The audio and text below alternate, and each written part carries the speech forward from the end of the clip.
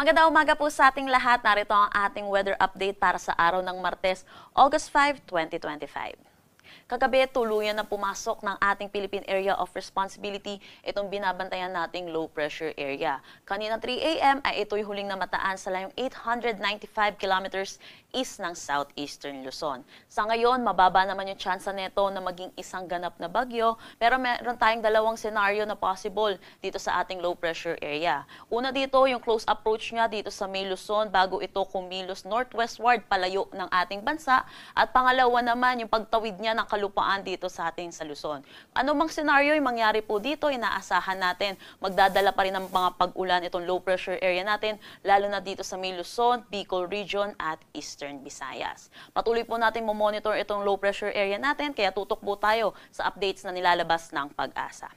Ngayon din po ay nandito po tayo sa tinatawag nating monsoon break o yung mahina po yung epekto ng ating southwest monsoon. Itong southwest monsoon natin ay umiira lamang dito sa may extreme northern Luzon. At inaasahan din natin, mababa din yung tsansa ng mga significant rainfall dito. At inaasahan natin dito sa may Batanes at Babuyan Islands, makakaranas naman sila ng maaliwalas na panahon.